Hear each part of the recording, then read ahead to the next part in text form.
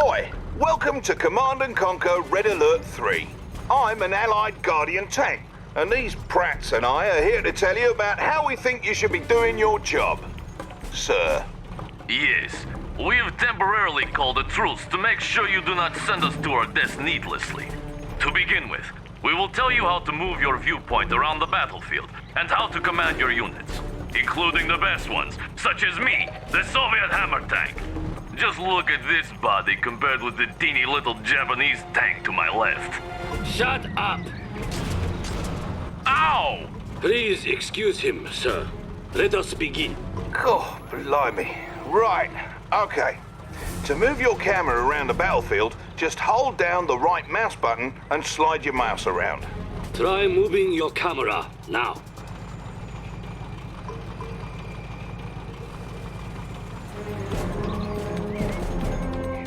You may also move your cursor to the far edges of the screen. Easy enough.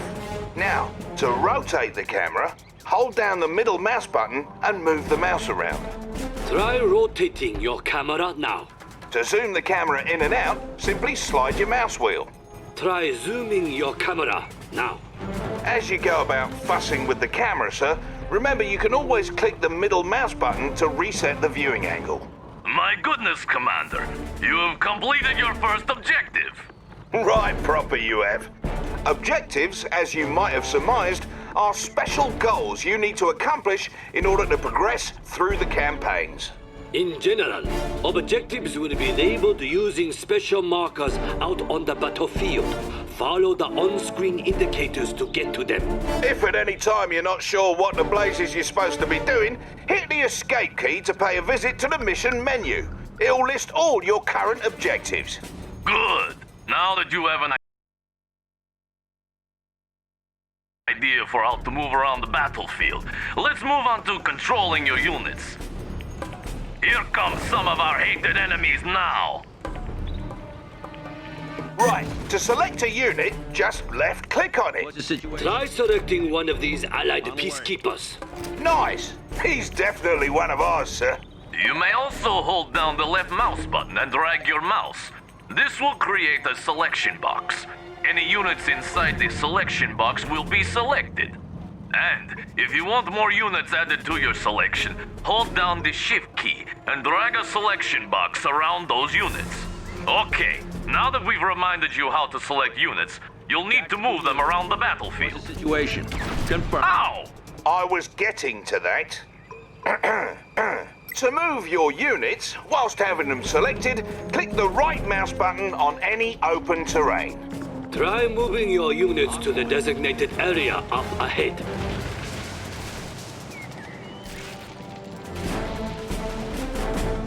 En route.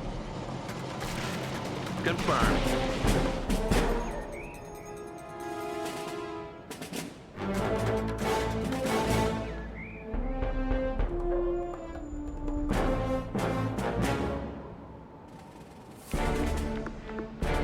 See? They obey you without question. Notice, Commander, how the darkened area of the battlefield revealed itself as your forces drew near. This darkened area is the fog of war and represents parts of the battlefield that may be hiding enemy troop movements. Be careful when venturing into unseen areas, and use your scouts to survey the terrain before committing your forces. Now, up ahead are some dummy targets that you are going to destroy. They resemble real-life Soviet conscripts, but I assure you they are merely robots we created for this exercise. See how foolishly they behave? They seem so real. Observe that you can distinguish your forces from the robots based on the colored blips in the radar in the upper right corner of your battlefield control display. The color of the blips refers to the color of the different sides involved in a battle. If you encounter different colored blips as you clear the fog of war, those are likely enemy forces, so be prepared. Right. So, to issue an attack order to your units, whilst having them selected, put your cursor over a target and click the right mouse button. Notice that as you move your mouse cursor over those dummies, it changes to an attack cursor. Destroy all the target dummies in the area. Right there. Waste them. Peace out. Neutralize them. So long, you stupid robots. Bloody robots! Now, in addition to issuing attack commands on specific targets, you can have your units move and attack any enemies along the way. To issue an attack move command, while having your unit selected, just press the A key and right-click on any open terrain. You can issue attack move orders on the radar as well. Now look there.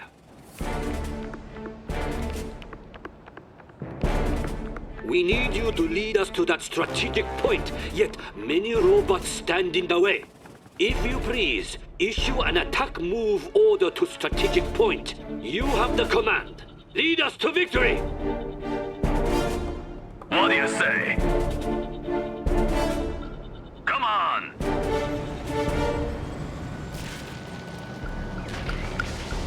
Right here, comrade. Right here. Let's do this. That one. No problem. Hold it there, pal. There. Hey, come here. Let's move. As you say, that one. No problem.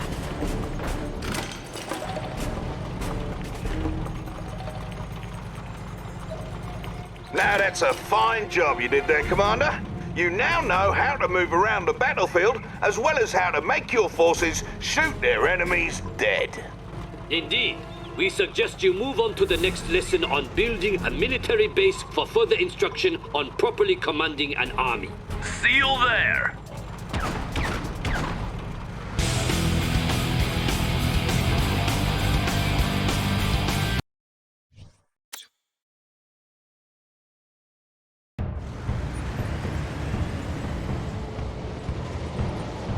Good to have you, Commander. In this mission, we'll be reminding you all about constructing a base for each of the factions. We'll start with the Allies for obvious reasons. First things first, though. On the right side of the screen is the sidebar, which is where you manage all your base construction and unit production. Here we have one of the hated Allied mobile construction vehicles. The MCV will unpack into a construction yard. To unpack it, select it, then click on its special ability button at the bottom right of your screen. Go on, don't be shy. Observe the ghosted image of the construction yard attached to your cursor. Now left-click anywhere on open terrain to open your MCV to unpack at that location. Deploying as ordered. Very fancy, no? Best remember to use the F hotkey as a shortcut to your unit's special abilities. In general, special abilities are executed with the left mouse button, or cancelled with the right mouse button. However, the right mouse button is used for basic orders. Bear in mind that there may be impassable areas of the map where you're not allowed to place down your structures. When you try to place a structure down over impassable or unbuildable terrain, red cells will appear on the build grid indicating that you're unable to place a structure there. Now that your MCV has unpacked into a construction yard, you should have some new construction options available to you. To access your production structure's build queue, select the con yard, or click on the production tab that's flashing. Whoa, look at what we have here. Looks like you have access to build a power plant. Ow! Don't overdo it. Commander, select the power plant button to begin building it. All allied structures build over time inside the construction yard. Once they're ready, you'll be able to place them on the battlefield right away. Your power plant is now ready to be placed. Simply left-click on its button and move your mouse over open terrain. Then left-click on an open spot on the terrain. That's the way. As the name suggests, a power plant provides your base with power. All your structures, with the exception of your power plant and construction yard, use power. You can tell how much power you've got to spare by glancing at the power meter next to your radar. It's important to understand the consequences of a low power situation. While in low power, your units and structures will build at a reduced speed, and your base defenses won't work. So it's always good to have plenty of power as you build up. The next thing you'll need to get base humming along is an ore refinery. This structure comes with a free prospector vehicle, which will collect ore from that nearby ore mine. To build your ore refinery, select the Production tab and select the Ore Refinery button, just as you did with the power plant. Bear in mind that a single ore refinery likely will not be enough to fund your military escapades. Try to build an ore refinery next to each ore mine near your base, but be careful to defend them.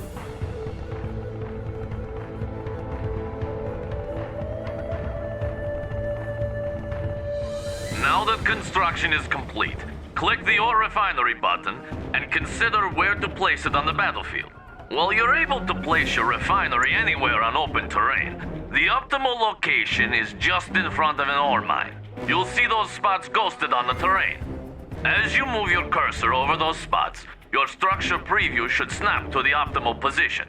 Then, just click to place your ore refinery and you're set. Right. Properly executed.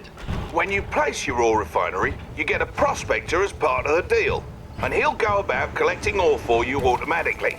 Pro tip, friend. If by some freak accident one of your prospectors or ore collectors is destroyed, you can always build another from your ore refineries. Just select the ore refinery and you'll see it can build another resource vehicle as its special ability. As long as your ore refinery is close to a mine, you only need one vehicle gathering from it. So don't waste credits making more of those little tykes than you need. I always wonder, though, how come the mightiest nations in the world need to collect ore while killing each other? I mean, what is even in that stuff? Ow! Don't ask ridiculous questions! Ore is the primary resource in Red Alert 3. Refineries automatically converted to credits, which is the currency used to purchase all units and structures. All mines have a finite amount of resources that will eventually slow to trickle. So, if you deplete an ore mine, it's best to try and expand to another in order to maintain a steady income. You now have power and an economy set up. You're ready to start training units for the fight. From your Production tab, go ahead and build a boot camp. Remember to place it down by selecting its icon, then left-clicking on open terrain. Incidentally, you can rotate the face of a structure you're about to plop down by holding down the left mouse button and moving the mouse around. Let go of the button when ready. Now that you have a boot camp, you're able to train some infantry. To do this, you may select either your boot camp or the infantry tab under your radar. This will bring up the available units you're able to train. Let's train some so-called peacekeepers. Select the peacekeeper button to start training one. Ready. You may queue up multiple peacekeepers by continuing to select on his portrait. Try holding the shift key to queue up 5 of those blokes at a time. You can also halt the production of units or structures by right-clicking on a production button. Right-clicking a second time will cancel production and refund any credits that were spent. Left-clicking on a paused production process will resume production. You can set a different rally point for them by selecting the structure and right-clicking some other place.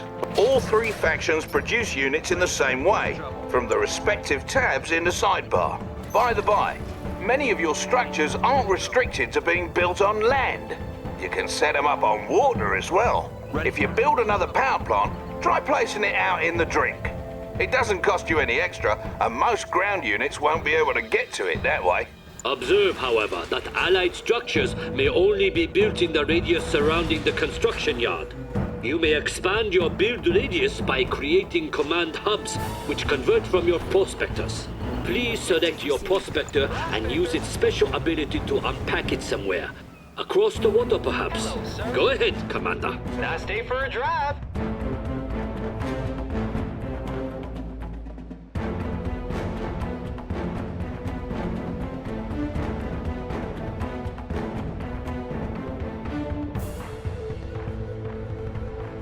That's a great idea.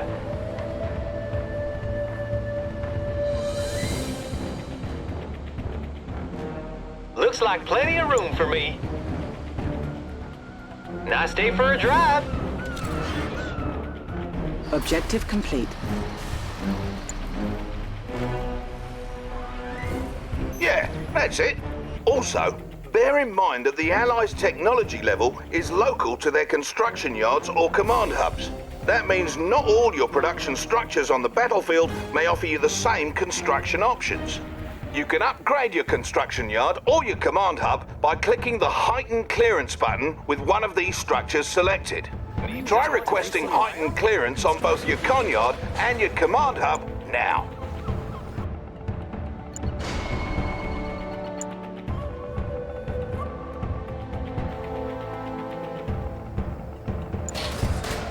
What's the situation? Peacekeeper, ready for contact. That's it. Now the other. Construction options. Objective complete. There it is. Heightened clearance costs you, and there's an even higher clearance level available after that. You need to decide when and where to request better tech when commanding the Allies. Else things may turn rotten. Yes. Also, should you ever have need to run away like a little girl, you may pack up your con yard, then unpack it on the water. The boot camp and armor facility are the only Allied structures you may not place on the water. Your seaport, on the other hand, is the only structure you may not build on land. Ow! What was that for? Silence! Surely the commander wants to move on to the other factions by now. Feel free to continue dabbling with the Allies, then select me when you are ready to continue.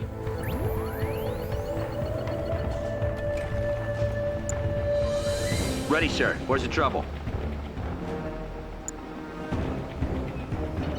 Ready, sir. Where's the trouble?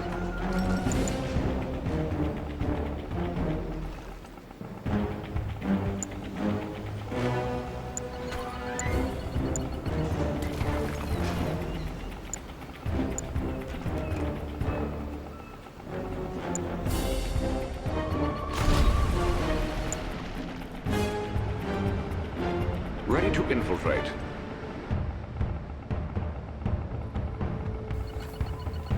Spy ready. Cheers.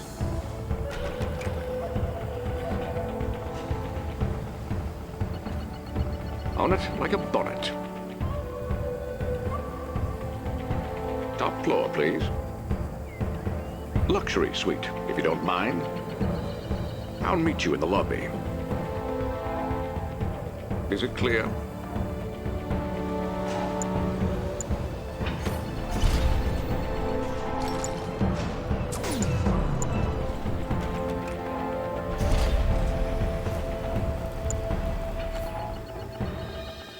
Agent here. Luxury suite, if you don't mind.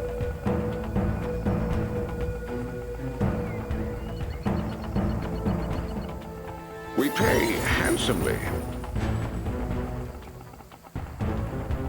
I'll meet you in the lobby. What's the situation?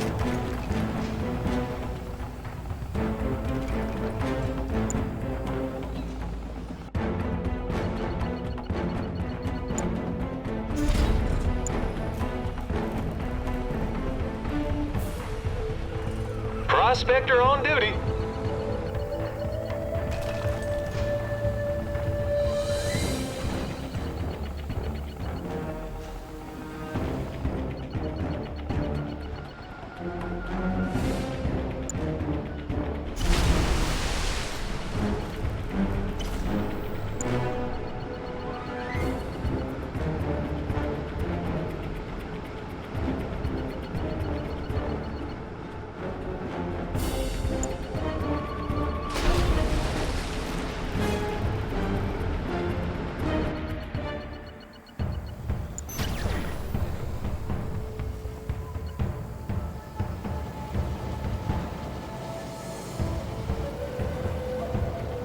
This monstrosity is the Soviet construction yard.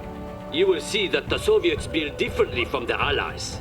Select the construction yard or the production tab, then select the reactor button. Now place the reactor on open terrain as you did with the Allied structures. Do not wait for the reactor to build in the queue, for you would wait forever. Unlike the Allies, the Soviets carelessly build their structures out on the battlefield. Notice how the structure is hastily being thrown together in the field. While it's building up, it's vulnerable to enemy attack. So be cautious when placing your structures. All Soviet structures build up in this way. Just like the Allies, however, you can pause and cancel a structure's buildup by right-clicking on its button. And of course, your Soviet structures may be placed at sea, with the exceptions of the barracks and war factory. Oi, aren't you forgetting something? Yet. At least, not anymore. Commander, one truly unique Soviet structure you should be aware of is the Crusher Crane. Try building one now from your production structures queue. Crusher cranes work much like construction yards, so now you can build 2 structures at once from your 2 separate build queues. What's more, your crane's repair drones will automatically repair nearby vehicles, or you can order these vehicles into its grinders to crush them for a quick refund. To access your newly added build queues, select the buttons added to the sidebar, or click the tabs in the sidebar to cycle between queues. You can build multiple production structures to gain more build queues, allowing you to build more stuff at once. Of course, you'll need plenty of income to support this.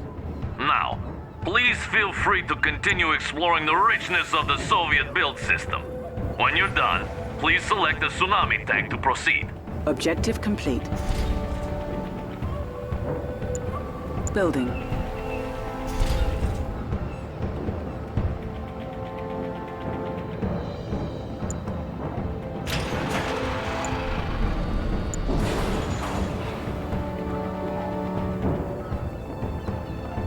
Construction complete. New construction Ready options. for the collection. Building. Construction complete.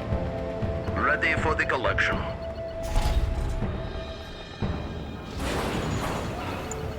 Building.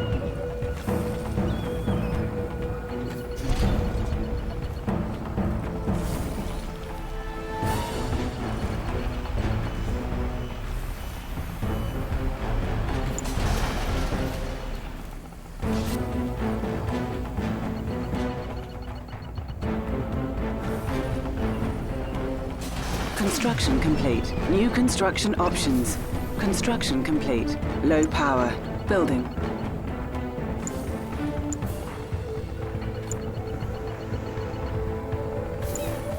On hold. Cancelled. Who's looking for a good pounding? Step on it. Unit lost. Wolfram Transport open for business. Yes?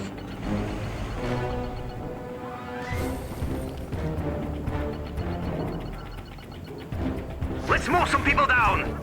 Okay, that way then. I got transport right here.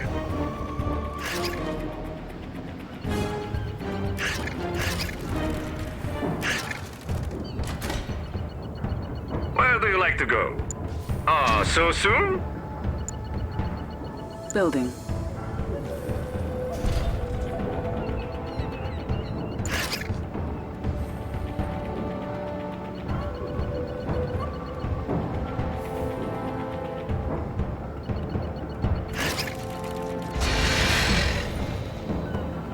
Sickle here. Ready, guys?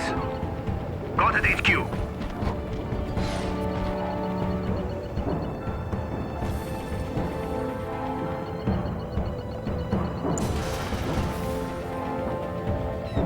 Yeah. Over here, guys. Unit lost.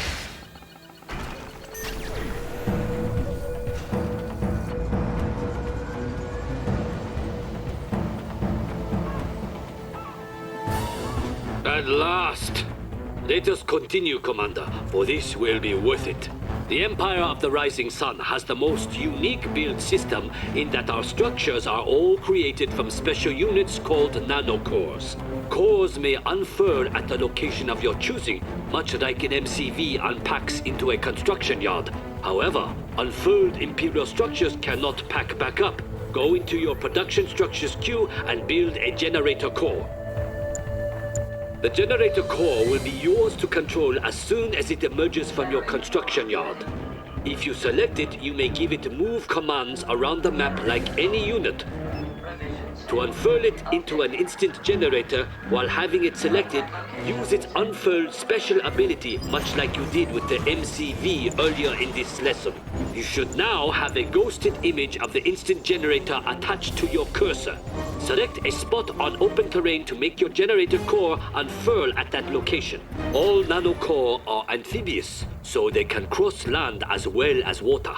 This means the Empire of the Rising Sun can spread its borders far and wide. The Imperial Docks is the only structure that cannot unfurl on land, while the Mecha Bay and Instant Dojo cannot unfurl at sea. One last thing about Imperial production structures. They must be upgraded individually to unlock new construction options. You'll find these upgrades in their build queues. Now, Commander, do you see how superior our production capability is compared with that of my barbaric friends here? I still think ours is better. Oh no. Ow! Ow! Keep fussing with the Imperial build system if you want. And when you're all set, select me and we'll wrap up. Refinery core ready. Site designated. Refinery core ready. Unpack location set. Generator core ready. Generator core ready.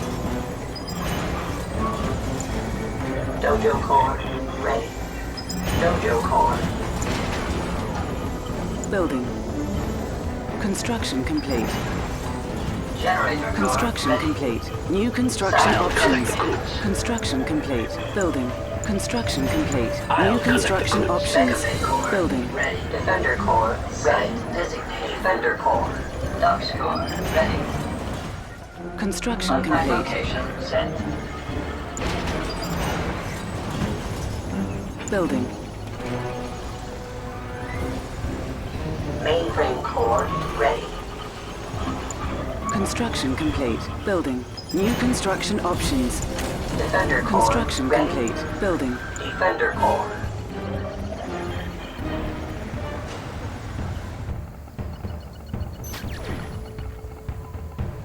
Make a tango, let's go! Well, that concludes the lesson on base building. Don't worry, the other ones will be shorter. Mostly. Let's shove off, lads. Commander, see you then. Ow!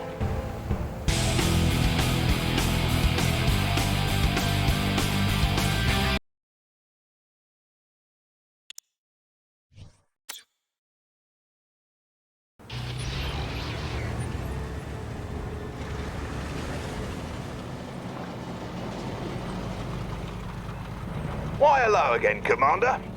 In this lesson, you're going to get acquainted with your units and some of the abilities that make them unique. Every unit in Red Alert 3 has some sort of special ability, in addition to its primary ability. The majority of your unit's primary abilities is to attack their targets. A unit's special ability may put a nasty status effect on an enemy, switch to an alternate weapon, or even transform into an entirely different unit. Let us go over how to use special abilities now.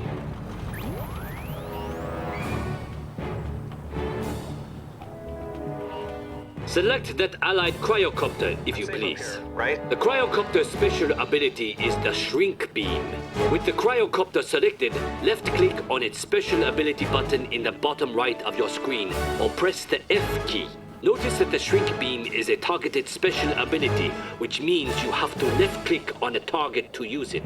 Other types of special abilities take effect as soon as you press the ability button. Now then, use the shrink beam on my good friend the Soviet Hammer tank. Wait, what? No way, not me again! Reducer. Melting! Something up. As stated earlier, not all special abilities need to be targeted like the cryocopter's shrink beam. Some abilities cause units to switch weapon modes. Blimey, that tank looks like he's lost control, and all you've got is an allied hydrofoil. Its primary weapon is an anti-air cannon that won't do you any good here. However, if you use its special ability, it'll switch from its gun to the weapon jammer. Select the hydrofoil now and ready the weapon jammer by left-clicking on its special ability button or hitting the F key. Proper. Now, have your hydrofoil fire on that Soviet apocalypse tank on the shore. Let me show you around. What you gonna do? So much for that tea party. As you can see, the apocalypse tank can no longer fire. Not so scary now, is he? So remember, even the toughest enemy units may be vulnerable to your lesser units' special abilities. Learn them all and never give up. If you're finished with your motivational speech, perhaps we can continue? Commander, let's go over a unit whose special ability is to transform. One basic example is the MCV, though let us take a look at a more exciting case in one of the Empire of the Rising Sun's versatile Mecha Tengu units. The Mecha Tengu is an amphibious, hovering anti-infantry unit that can transform into the Jet Tengu, a flying air superiority fighter. Not only does the transform ability affect how it navigates the battlefield, it also means the unit changes from having anti-ground weapons to anti-air weapons. Select the Mecha Tengu and use its special ability. Impressive, no? Now, order your Jet Tengu to destroy that miserable cryocopter. Oh, and don't worry, it is merely a training robot carefully disguised to look like a real vehicle. No robots are going to get past you, Commander. You should know there are some units at your disposal whose primary ability either isn't a weapon at all, or will change depending on what you tell it to attack. For example, each faction has its own type of engineer unit, like this swarthy fellow over here. Engineers are special units that can capture any enemy structure or neutral tech structure. Much like with moving or attacking, you can select your engineer and right-click on a capturable structure. That'll make him go after it. Look, there seems to be an oil derrick you can capture out in the water. Oil derricks are neutral tech structures that provide additional income. Go get it.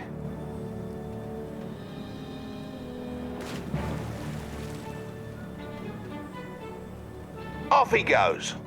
Note that engineers are amphibious, so they automatically switch to a keen aquatic form when they get to water. Not all units are amphibious, of course.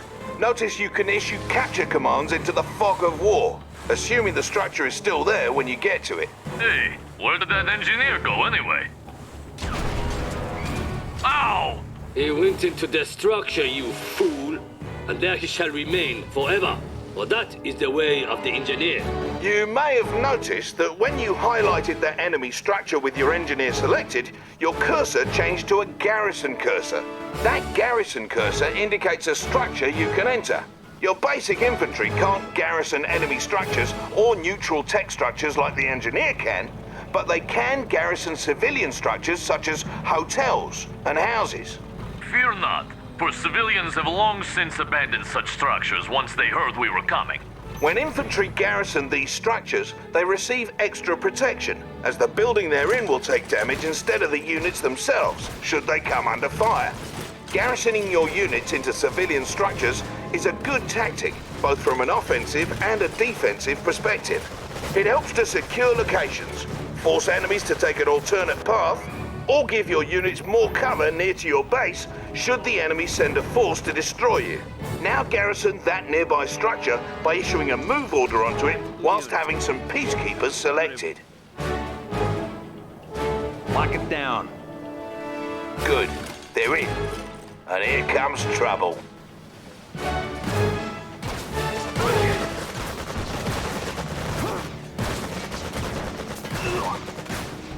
As you can see, those enemy training robots fired upon the structure rather than directly at your peacekeepers. Watch out though, because each faction has ways of clearing out garrison structures. The Allies and Empire can try rushing their peacekeepers or Imperial warriors into a garrison structure, while the Soviet conscripts can use their Molotov cocktails. Of course, you could just blow the structures up if you cannot be bothered by such details. Now, let's say you need to get your peacekeepers out of the structure. Just select the structure and use the evacuate command, just like using a special ability on a unit. Do this now.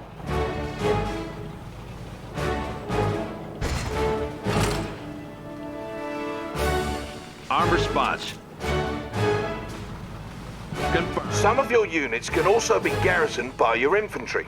The multi-gunner IFV is a unique Allied vehicle whose weapon takes on the characteristics of whichever infantry unit hops inside.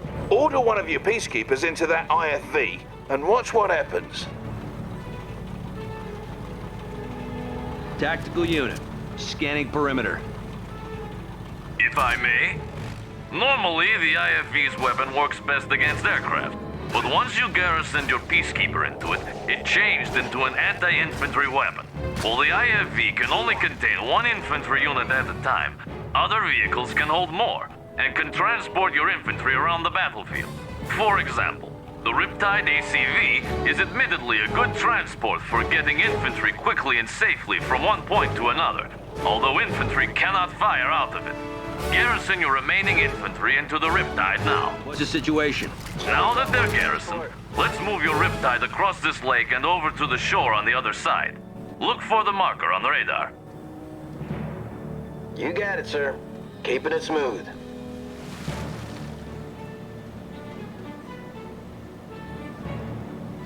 Riptides are a special type of unit in that they're amphibious, meaning they can traverse both land and water. As my comrade said, not all units are amphibious, so it's good to make note of the ones that are.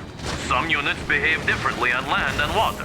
For instance, when your Riptide is on water, its torpedo tubes open to give it additional firepower. Now that you've made it to the other side, let's get those peacekeepers out.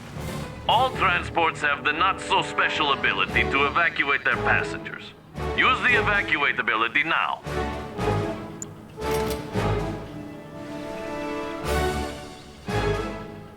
Dirt naps all around.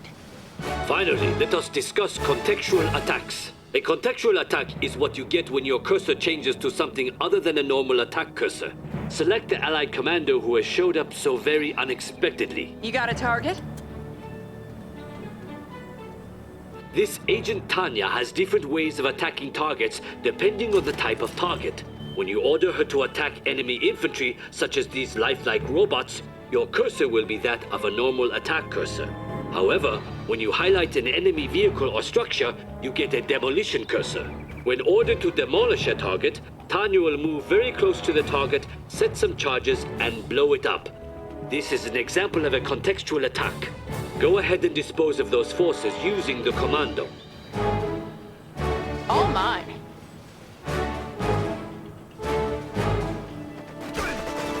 I'll take this one. On my way. Another loser. Go back to sleep. Knock, knock. Don't blink. Other units, such as our allied spies like this one here, also have contextual attacks. Select the spy, then use his contextual attack on one of those enemy training dummies. Now who's the dummy, am I right? As you can see, the spy's primary ability is to disguise himself as the enemy. Alternatively, if you highlight an enemy structure, you can try to infiltrate it to disrupt the enemy's base. Infiltration has different effects depending on which type of structure is infiltrated. Experiment with all the possibilities. Incidentally, the Empire of the Rising Sun Shinobi unit may also infiltrate structures. Only the tactless Soviets lack an infiltrator. Oh! But why? Come on, lads, we have to get through this. Commander, that's the end of this lesson. See you in the next one.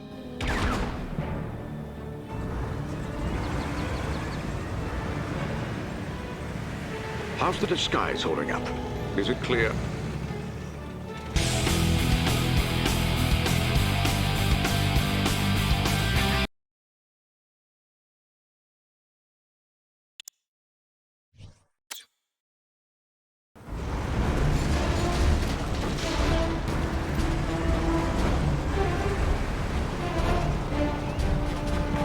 Why, hello, Commander.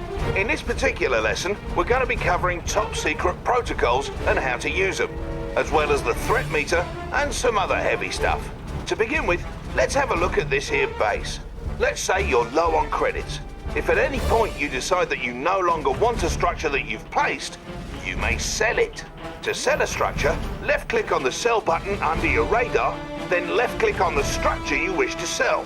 Right-clicking cancels out of sell mode. Try selling one of those power plants now.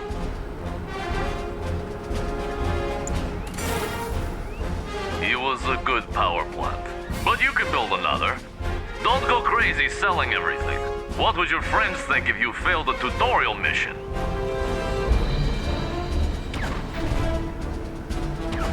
Hey, quit it! Relax, friend. I was just about to explain to the commander here how to repair. It's pretty important. To repair a damaged structure, left-click on the repair button under your radar. Then left-click on your construction yard. Give it a go.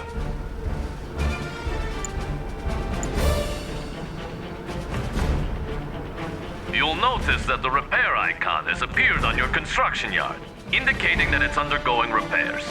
Structures can only repair as long as you have sufficient funds. You may notice that as your structure is repairing, your credits are slowly trickling down. Now then, let's talk about top-secret protocols. Top secret protocols is just a fancy term for special support powers you can use. These will affect the battlefield, your enemies, and your units and structures. Basically, they can get you out of a pinch.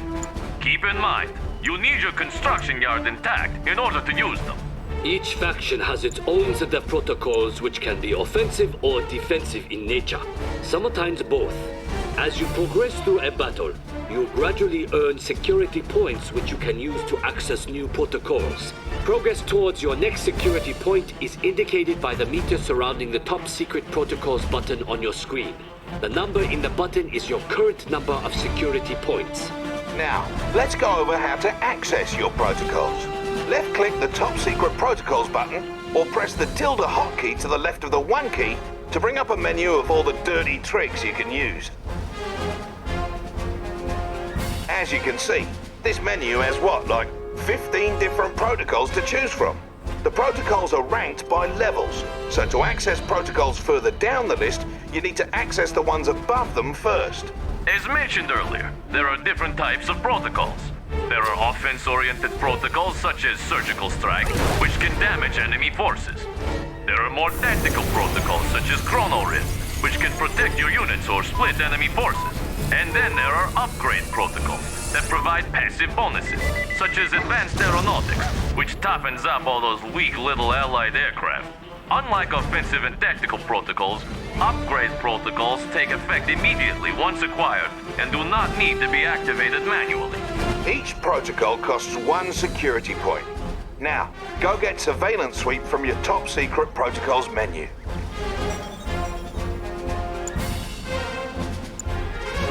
Well, well, sir. Looks like you've been cleared to use Surveillance Sweep. What an occasion! All protocols available to you will appear on the left-hand side of your screen. To use Surveillance Sweep, first left-click on it. Now you need to select a target location for the sweep. This one's a little dodgy because you then have to select a second location to plot a trajectory. So, left-click once, then again someplace else in the area near the edge of the screen. Give it a go.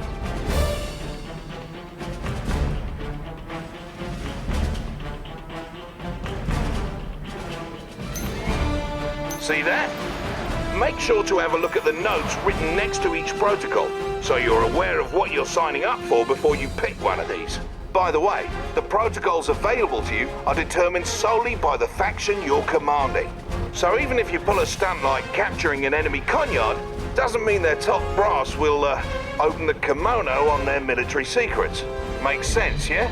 Next, we'll talk about the threat meter, which gives you an impression of how much death and destruction is happening all around you in a given moment. The threat meter increases in battle, especially when you sustain heavy casualties. And the higher it is, the faster you earn new security points. Higher levels of threat also influence how quickly your units gain combat veterancy. The higher the threat, the faster your units will become great heroes from killing foes. Veteran units display a little chevron.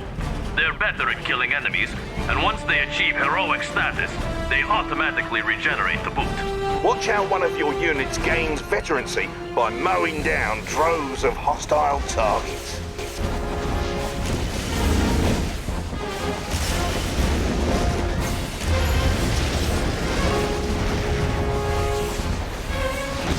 forces like these can make a huge difference, so best keep them around. Speaking of which, what sort of commotion over there? It appears you are under attack. Take advantage of your high threat meter and vet up your forces while using some of your top secret protocols to assist you. Fear not, for this is only a simulation involving lifelike robots. Oh, now it's on. Try to build up enough forces to stop your enemy's invasion, then take those units to the enemy's base and destroy it. Remember, you also have access to your top secret protocols to help you take down your enemy. Ow! Whatever. Figure it out for yourself then. Prospector on duty.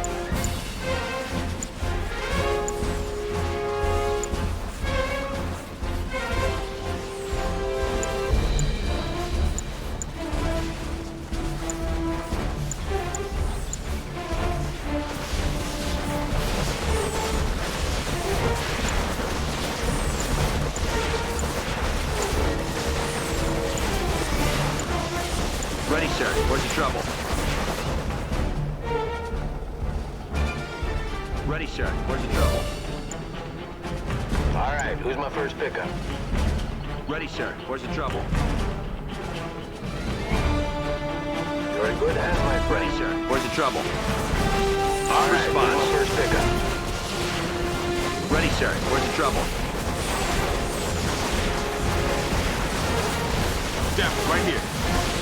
All right, who's my first pickup? You're in good hands, my friend. Step right here. I'm all yours. Step right here. All right, worry about it, pickup. Step right here. You're in good hands, my friend. Step right here. All right, who's my first pickup?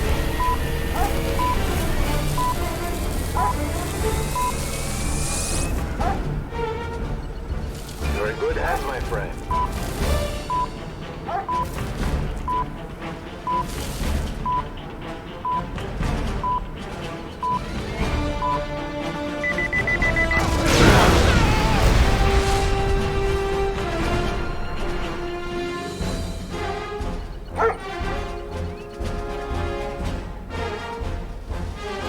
All is well.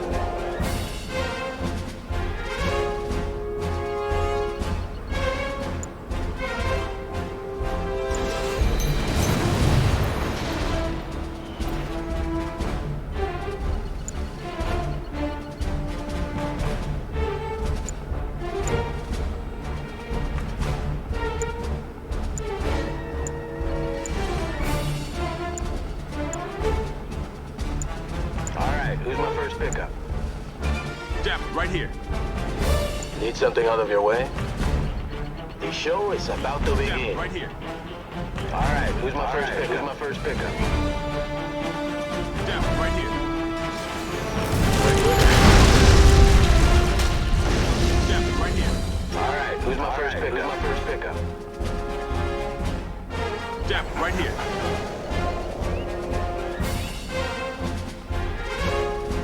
All right, who's my first pickup? Who's my first pickup?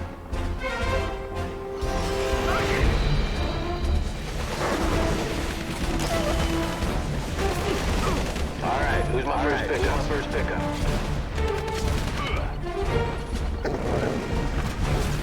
LZ is hot. Sounds all right. All right, who's my first pickup?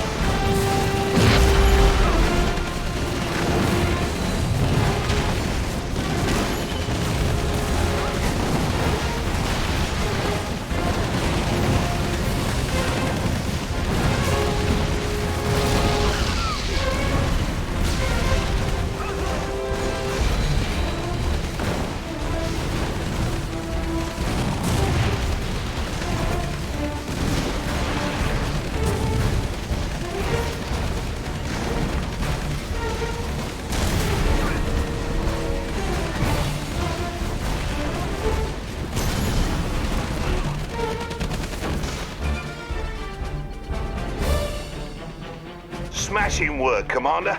You're now one step closer to becoming a serious threat out there. We're done with this lesson. See you in the next one, all right?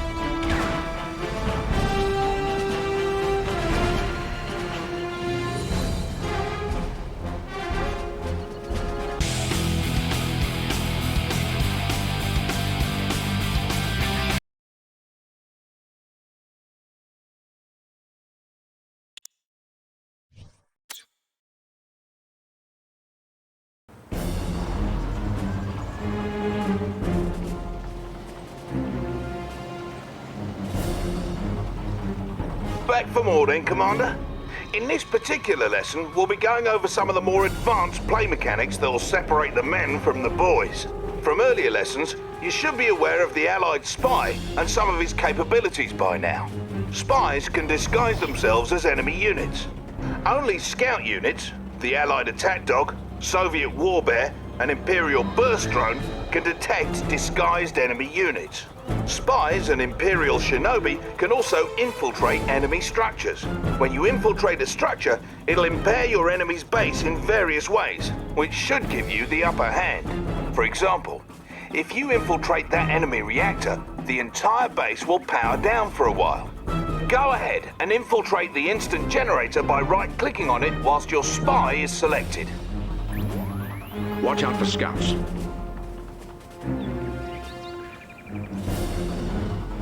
Don't mind if I do.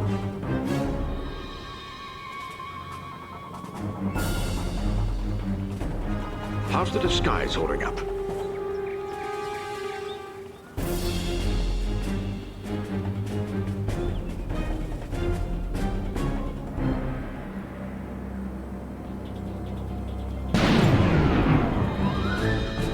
Excellent, Commander. By infiltrating their generator, you've brought down their entire base's power, which in turn powered down their base defenses. That will certainly make it easier to destroy their base, stupid robots. Oh no! It appears the Empire of the Rising Sun is sending in a force to destroy your tanks. You'll need to retreat your tanks back to your base. A clever way of doing that is to reverse move them back to your base. This will allow them to continue attacking those enemy units while retreating to a safer location. To reverse move your units, select them and press the D key on your keyboard. Notice how your cursor changed. Right-click on the target destination near your construction yard to order your tanks to retreat. Another benefit of reverse moving is that it keeps a unit's stronger front armor facing the enemy. Most vehicles are more vulnerable from the rear and flanks, so when you retreat from enemies using a normal move command, you'll turn tail and take more damage. Reverse moving allows your unit's stronger front armor to take the brunt of the fire. Good job, sir. Your units made it back and were able to whittle down those enemy tanks health enough for your base defenses to finish them off. Had you issued a normal move order back to your base, your Guardian tanks might not have fared as well. Incidentally, should the enemy catch you off guard with an attack, listen for audio cues from your intel officer and visual cues on radar to tip you off. To jump to the most recent radar event, just hit the spacebar. Enemy commando detected. Or to get back to your main base from anywhere in battle, tap the H key. Oh, pants. It looks like the Empire is sending another attack wave, but this time they've come at us with infantry. Your base defenses are strong against infantry, but with that many of the blighters, I don't think it's going to be enough.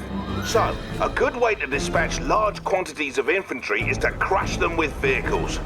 Not all vehicles can crush infantry, so it's good to familiarize yourself with the ones that can. Small vehicles like your IFVs and Riptides are examples of vehicles that can't crush. On the other hand, larger vehicles like Guardian tanks and assault destroyers can crush a man like so many potato crisps. What's more, some of the largest vehicles in Red Alert 3 are big enough to crush other, smaller vehicles. Anyhow, let's crush those robots. Wait! You may wish to assign your tanks to a control group first.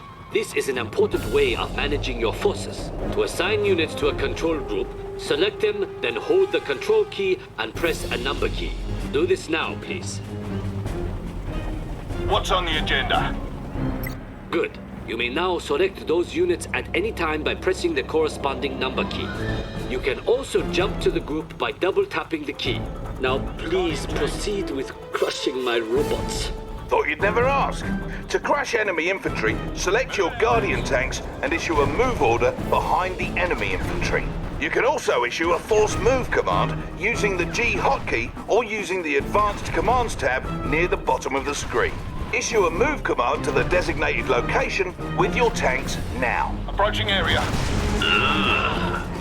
Seeing as how that Rising Sun base seems intent on taking us down, let's go over some ways to get your units to protect your base without being drawn out by the enemy. All of your units can be set to different stances, which affect their behavior. All units start off in guard stance, meaning they will auto-acquire enemies that come within their attack range and pursue them for a short distance if they try to flee. Once the dust settles, your units will return to their original positions. We need to have some of our units on defense for our base, but not pursue our enemies. To do this, we need to put them into hold ground stance. First, select one or more of your tanks. Now click on the Advanced Commands panel in the bottom right of your screen next to the unit portrait. As you can see, this panel reveals some additional controls for your units. Select the Hold Ground button to change your unit's stance. Simple as that, you've just changed your unit's stance. Keep in mind that no matter what stance your units are in, any orders you issue will always be followed. Stances will only affect how units behave when not under your direct control. Now, take 3 Guardian tanks, not counting our field instructor, and move 1 to each of the designated locations and put them into a hold ground stance. Guardian tank at your service. We'll be on our best behavior. Could we be of help, sir? Perfect. What say we also set up some base defenses? Each faction has a couple of its own base defenses. The Allies have multi-gunner turrets, for example. Select the Support Structures tab in the sidebar, build a multi-gunner turret, and place it near your tanks.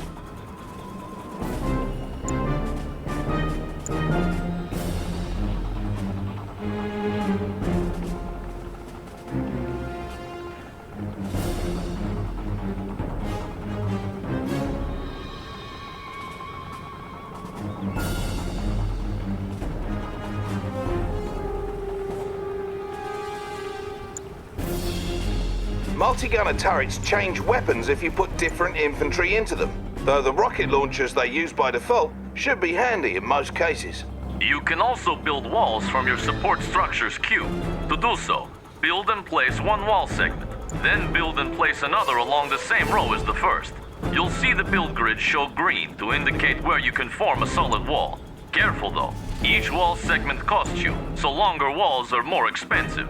Walls are useful for blocking smaller forces like those pesky engineers, always trying to steal your structures. Go on and try building a solid wall at the front of your base. Capital! Now if the Rising Sun attacks, we'll have some extra defenses waiting for them that they won't be able to draw away from our base. And here they come.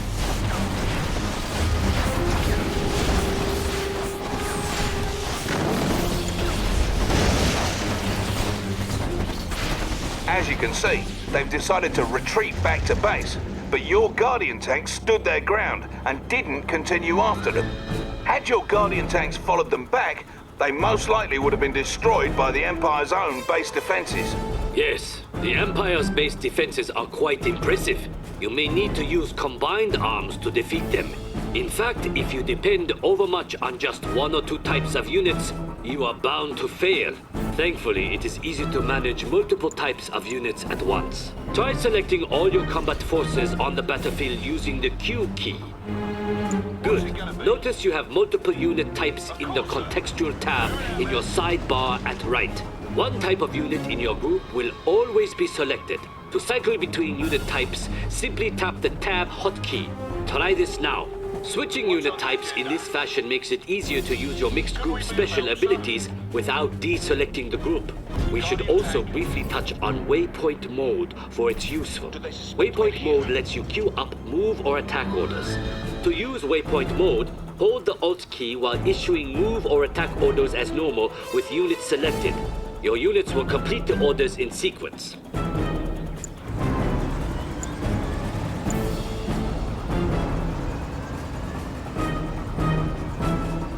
Now, earlier we had mentioned how directional armor comes into play during battles.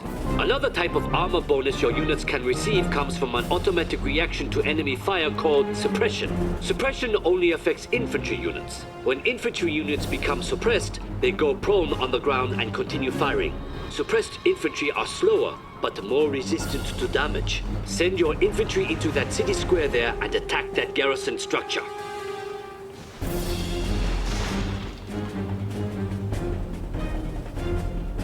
Javelin on deck. Blitz them. Here we come.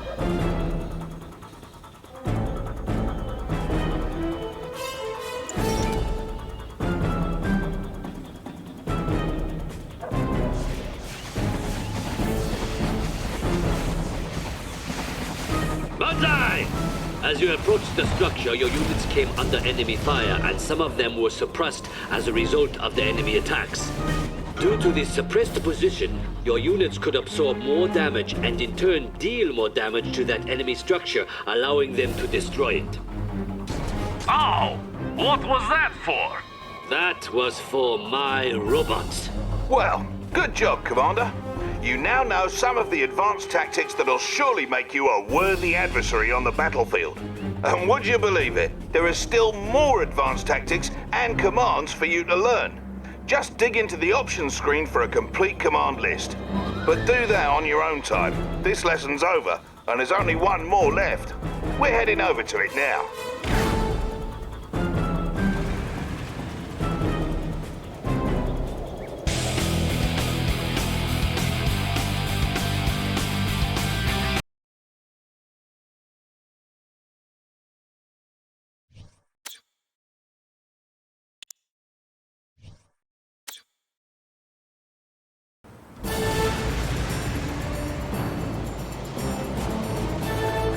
Finally, the last lesson. Feels good to be almost finished, eh, Commander? Let's get started. In this lesson, you'll learn how to work with your co-commander to help achieve victory on the battlefield. You'll be working with a co-commander throughout the campaigns in Red Alert 3. You can fight alongside a friend, or if you don't have any friends, the game will provide one for you. No matter which campaign you're playing, your co-commander's forces will always be green. In general, you can expect your co-commander to do a halfway decent job of fending for him or herself or helping you out. But just in case, we've set up a handy-dandy interface for you to issue specific directives to your partner. In the upper left hand of your screen is the co-commander monitor. Unfortunately, this won't let you control your real friends, but it's useful when fighting alongside one of the game's co-commanders.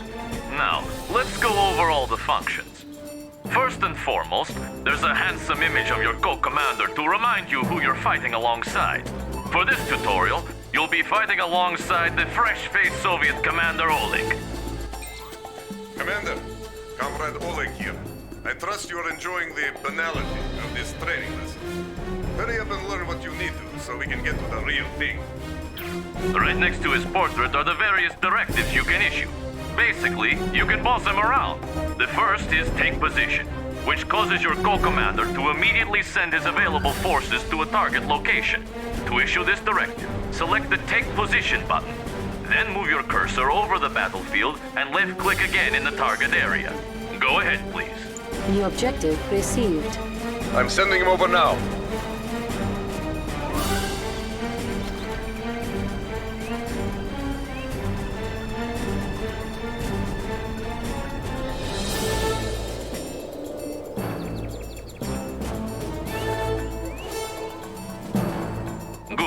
Notice how Oleg promptly responded by sending his forces to the position you requested. Now, the next directive is Strike Target.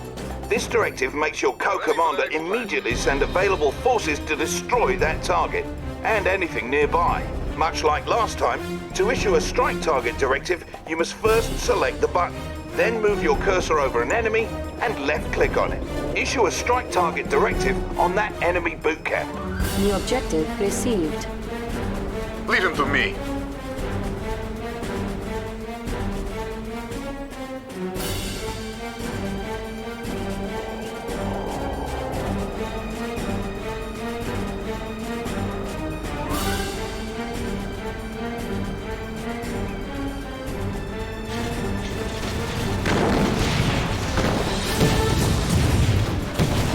Give me a harder challenge than that. Objective complete. That is how we do it in Russia. Notice how Oleg immediately responded with his forces. Another option is to use the Plan Attack Directive. This directive makes your co-commander build a good-sized force to eliminate any enemy units in the target area, as well as any enemies encountered along the way. As with the others, to issue a Plan Attack Directive, just select the button, then select the target enemy or location on the battlefield. Go ahead and use Plan Attack on the other side of that valley. It's time for a little party? I'm coming over.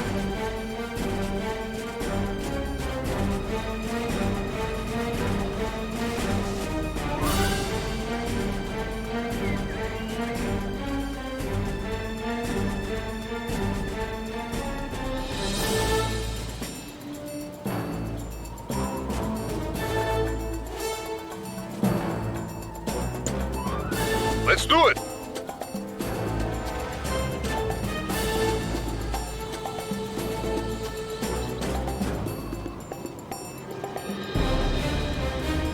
Our ally is under attack.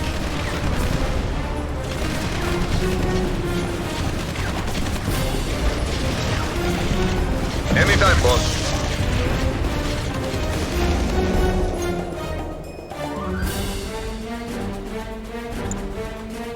I'm on it.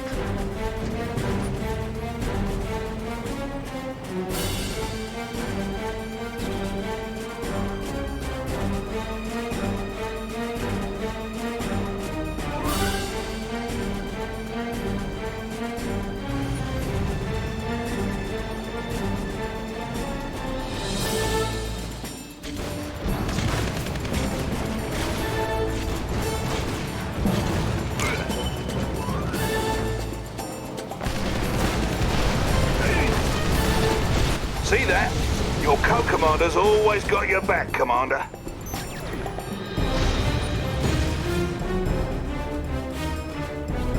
Lastly, let's go over the Keep Command Directive.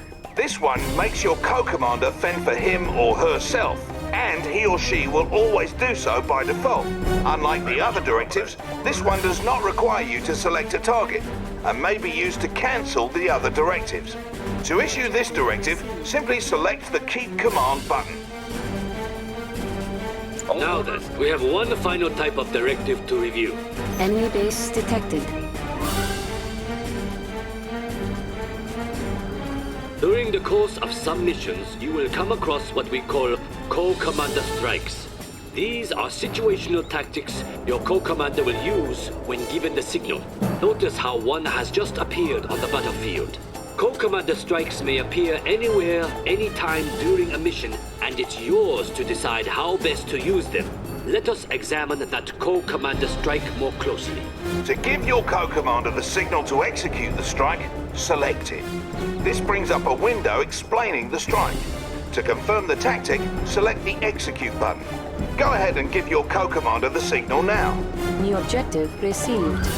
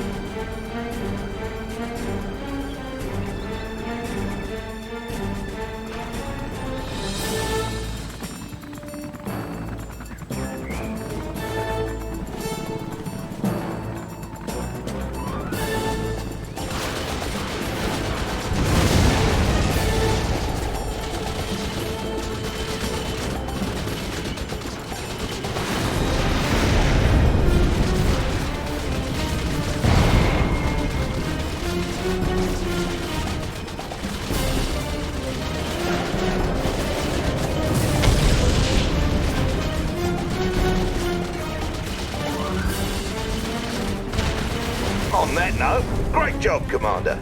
You now have the know-how to work with your co-commander.